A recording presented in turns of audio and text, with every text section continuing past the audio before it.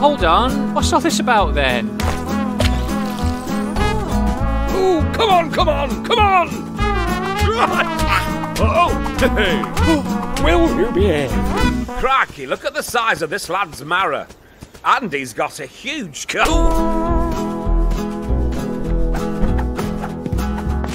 So, do you come here often? Lad! You better get yourself in here, now! Are you here to give me a hand with the tatties? Poor cow. Chippy's usually perk her up though. Oh, my big butt. Oh, great job!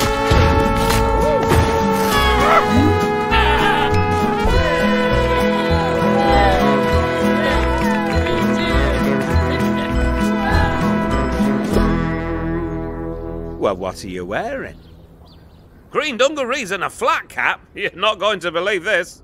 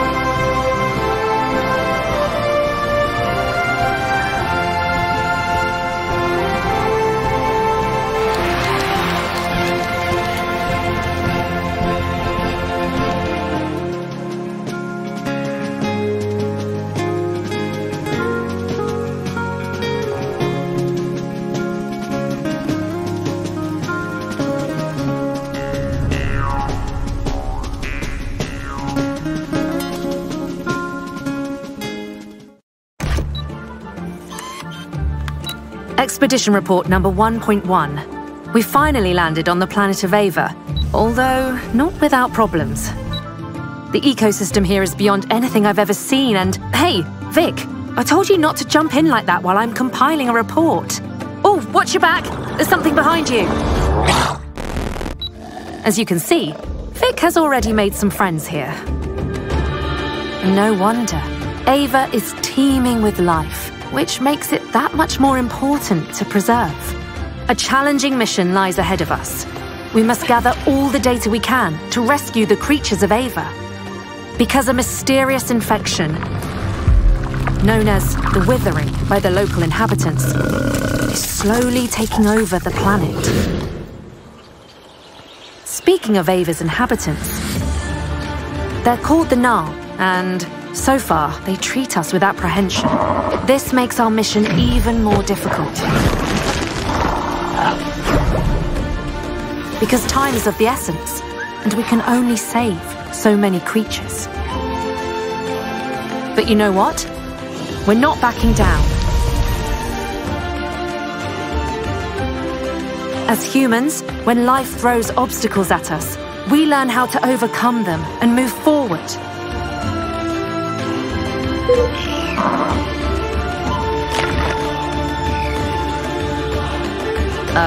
Vic? We've got company again. Vic? Hello? Are you there?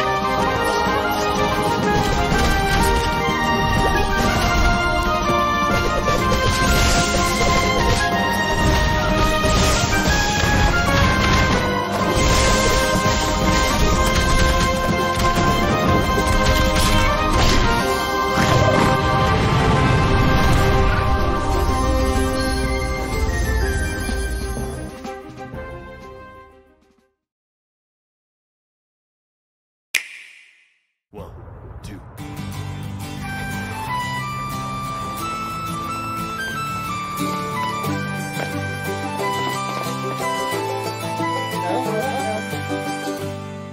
In the morning, I wake up to the sea breeze. I can feel it, but I see it in the trees.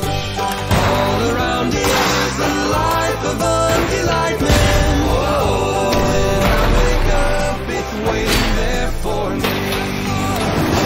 Can you feel it, this life of undelightment? Whoa, I can feel it all through my mental being. Ooh, yes, I must confess, I can see the sunshine tossed into the trees. I can see the wind fight. Oh no, I must have shown too much of my ways.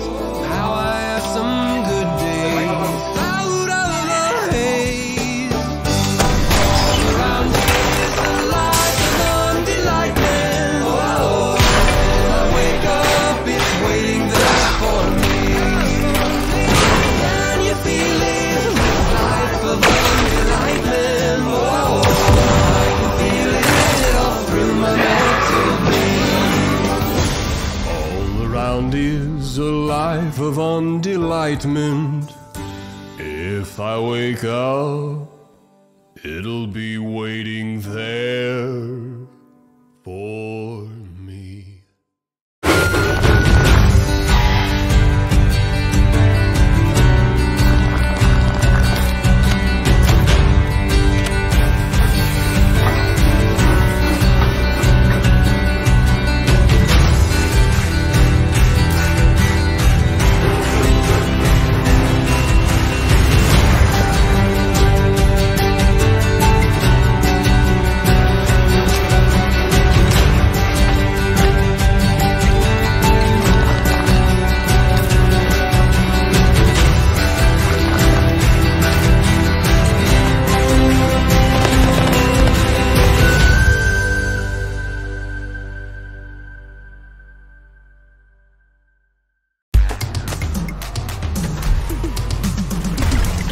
Streets of Rogue 2 is a high-octane RPG sandbox set in a vast, randomly generated open world.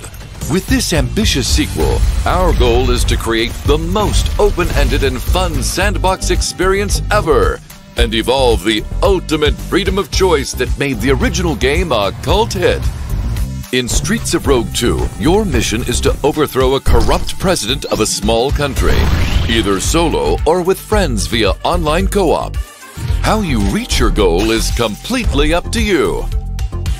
Assemble a mercenary army and plan a coup. Stage a zombie virus outbreak. Or just chill out, build a farm, and totally ignore the main quest. Pick from a diverse roster of playable character classes, each with their own unique, weird traits. Take a look at these glorious bastards. Hacker, chef, cultist, wrestler, detective, ninja, also gorilla, and werewolf, and investment banker, and many more. Be sneaky. Or go guns blazing. Or make others do your dirty work. Get inventive and experiment. There are multiple ways to complete each mission. Wreak havoc with a vast arsenal of weapons, gadgets, and vehicles. Machine guns, shrink rays, bear traps, check. Supercars and speedboats, check. Boomboxes, banana peels, rat summoning ocarina, Necronomicon, check, I guess. The huge procedurally generated map of Streets of Rogue 2 features multiple beautiful biomes, bustling cities, serene countryside, mysterious caves, sunlit islands, creepy graveyards. Explore this lively world, engage with its quirky inhabitants, and write your own story. Streets of Rogue 2 is coming to Steam Early Access later this year. Add the game to your wish list.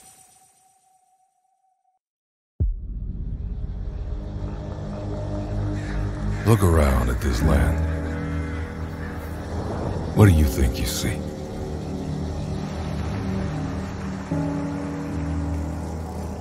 Earth's bounty and splendor, right?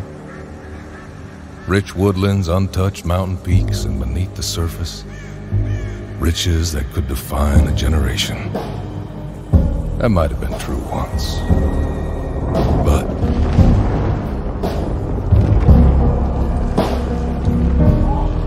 they took everything this land had and wanted more.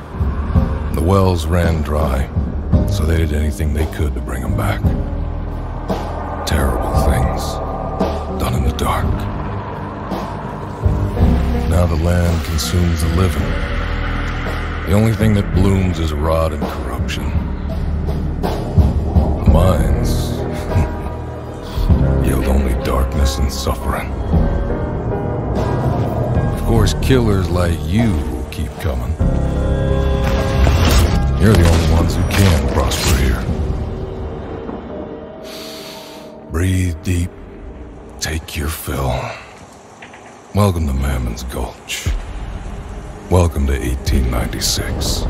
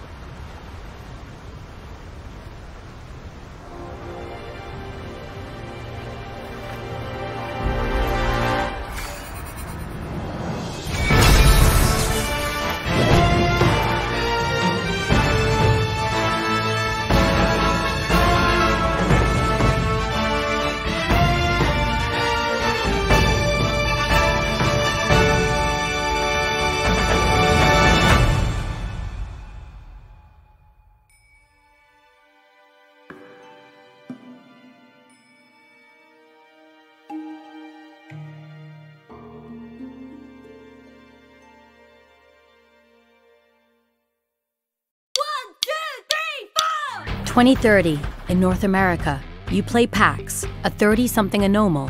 Looking for a way out, you're offered a life-changing opportunity.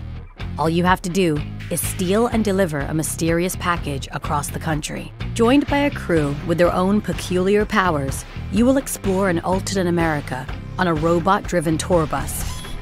Embark on a perilous road trip and try to stay out of trouble to reach your final destination. I'll give it to you, Theo. This is, what's the word I'm looking for? Primitive. Rustic. Cozy. Cozy's the word. Dustborn is all about the crew. Their unique powers, complex relationships, and personal stories.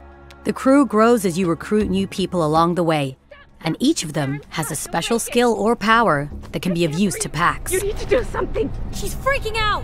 What do we do? Gnome's ability to read people's emotions and influence them. Just listen to my voice. You'll be fine. Sai. What? Hold the bus up. Sai's super strength. That always comes in handy. Shit, that's heavy. And Theo's non-supernatural software skills. Network's down. Got it. Luna, system's rebooted.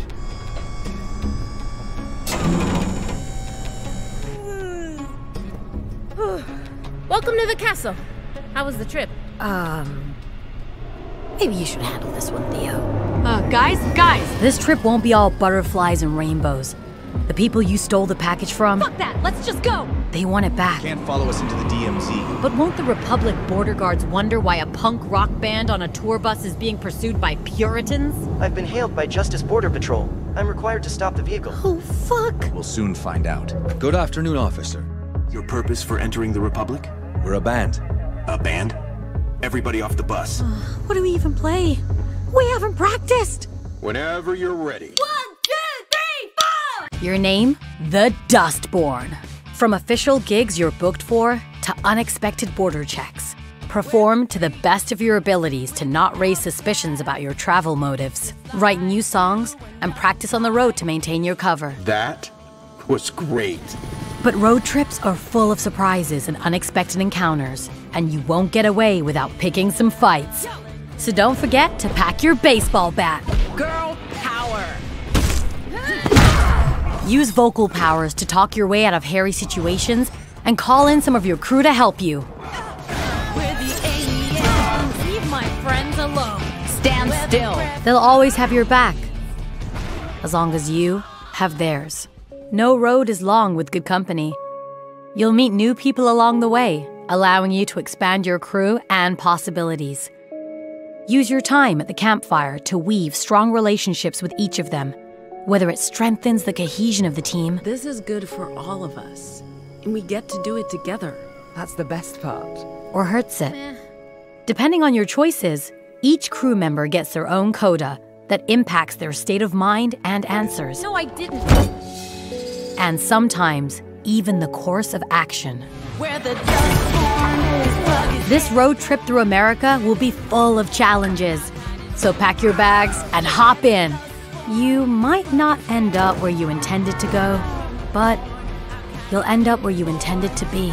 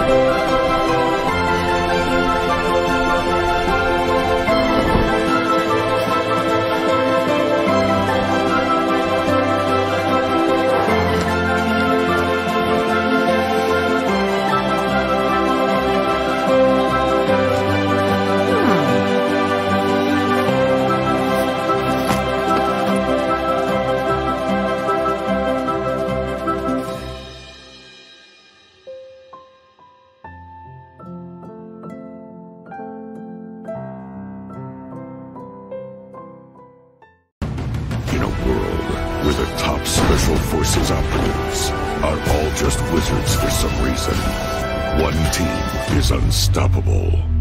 Not yours. Hers. The Black Ops Chronomancer. Her team of needlessly fancy goons have brought the world to the brink of war. And only one group of mismatched rejects stands in her way. A disgraced retired Navy seer who can see every possible future, but can't remember his own tragic backstory. The freelance Storm Witch, a private investigator whose mastery of lightning is devastating, unless her enemies aren't standing near windows.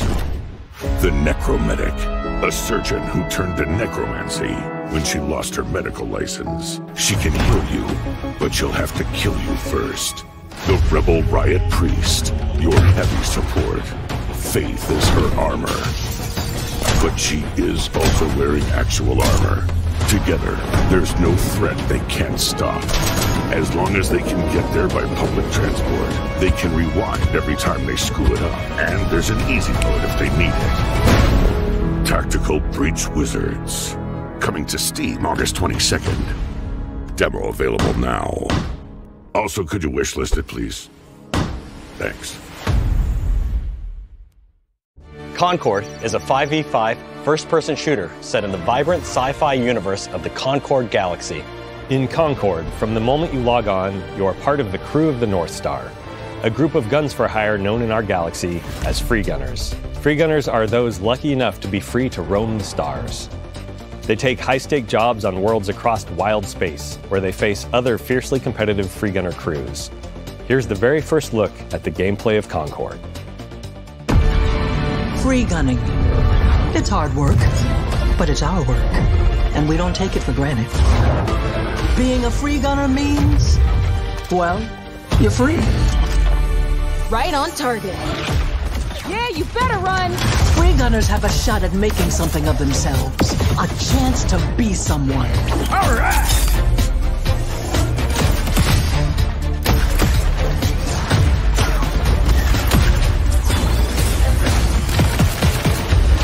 Need a second to fix myself up.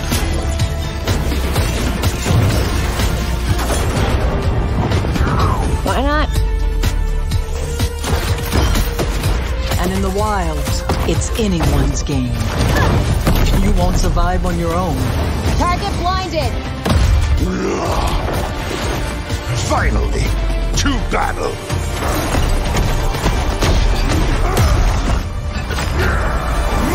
Endless rage!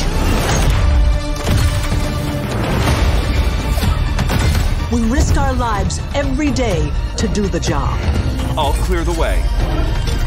Time to show them the big guns. That's me. This crew will go anywhere. Take any job. Face any enemy.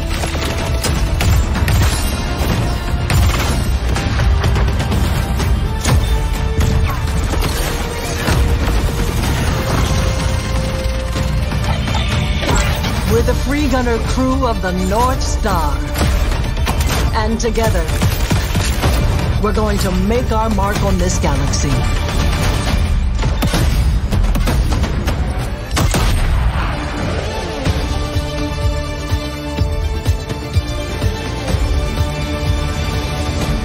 The crew is gathering. Would you like to join us for game night? With Concord, we leaned on the strengths and background of our team to make a tight, well-balanced FPS that feels great to play. We focused a ton of our attention and our tech on building a strong gameplay foundation of tight core movement, precise visceral shooting, and expressive abilities.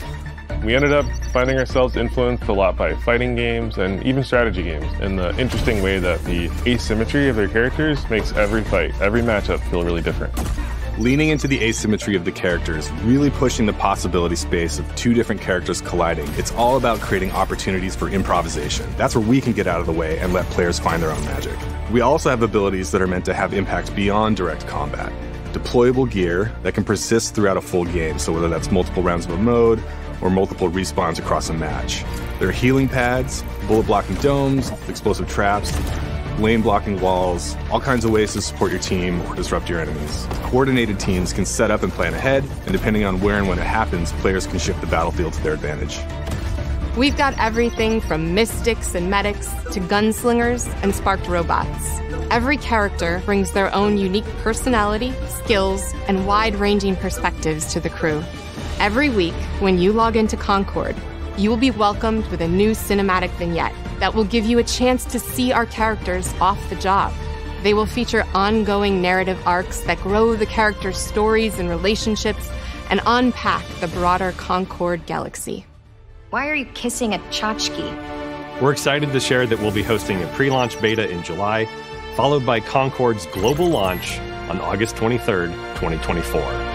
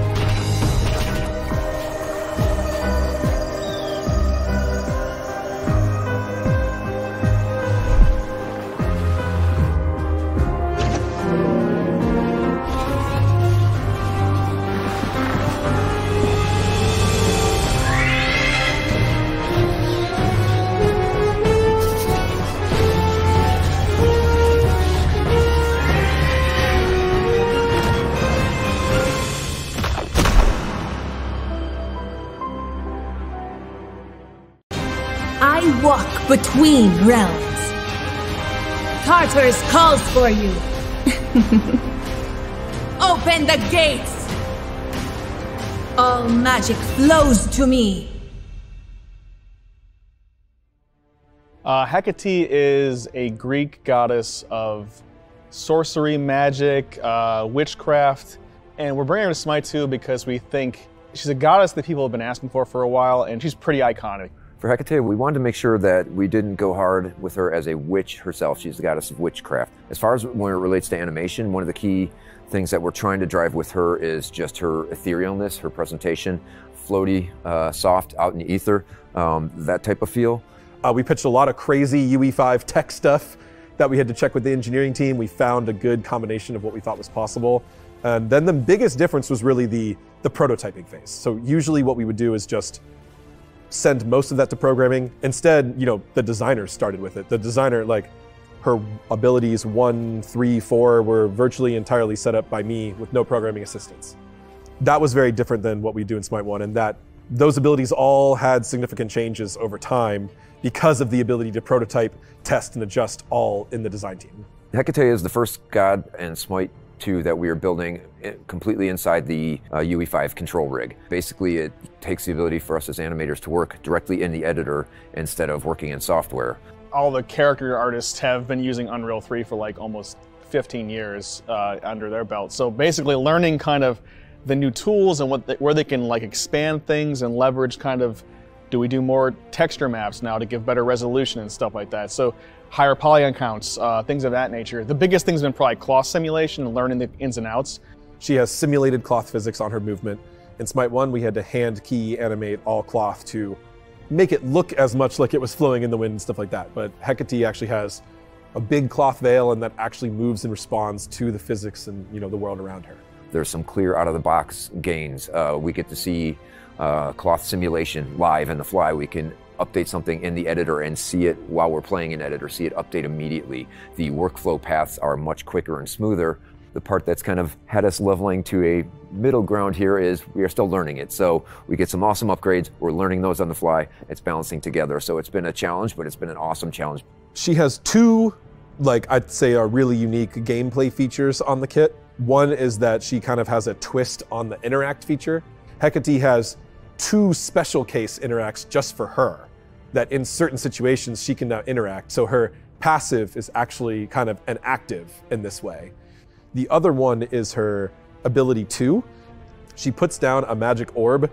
Every single ability that's activated from an enemy god or ally god powers it up. and then she refires it to do damage based on how much fighting was going on in the area. Another one of Hecate's abilities, we're rendering a flow map over everything, which is this texture that takes these black and white information and is distorting everything, making it look really cool and otherworldly. I think the world material visuals, that is just something we wouldn't have done the same way or couldn't have done the same way in UE3. In UE5, it just looks different, and you can actually tell, like I can look at another character model and see they look normal, then I can look at the world and the ground and the environment and see that is all distorted. We have a level of control that we couldn't have done in UE3 visually. Doing the first new god in Smite 2, Hecate, has been a fun and interesting challenge, and I hope that the work we've put in resonates well. We're really excited to get it in the hands of the players, and we had a lot of fun just pushing the limits of what we can do for the characters and abilities and everything of Hecate. So we hope you enjoy her. Like I said, I know the team here really had a great time, so we hope you do as well. Obviously, everyone on the dev team were very excited to let more players into Smite 2. The closed testing with ambassadors and streamers and pros has been really fun, and with employees has been really fun. We hear a lot of positive feedback every test, and then also a long to-do list. We're trying to remake over 10 years worth of game here, so the to-do list is long, but we're looking for improvements and quality everywhere we can, and I think we're finding it in almost every place. We're finding something good to change, improve as we go, which all combined together just feels really good.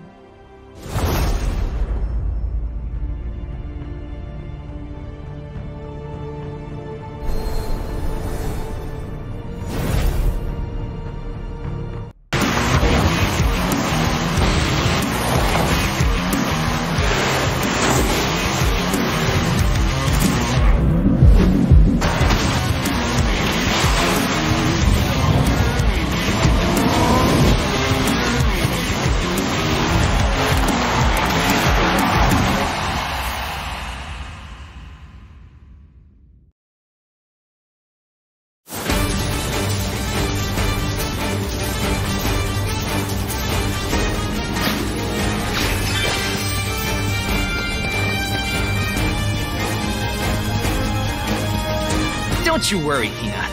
Any monsters we meet along our journey to the mana tree won't lay a finger on you. What is it? Are you selling something?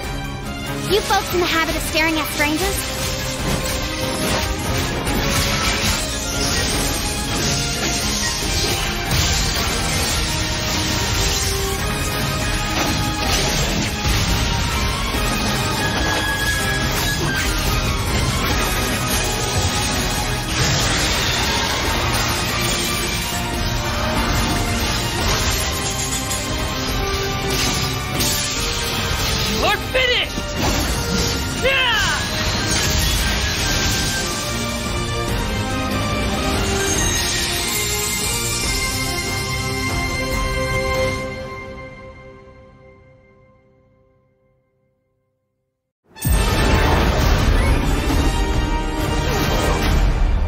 A friend needs a little something stolen. Let's raise the stakes, shall we? Central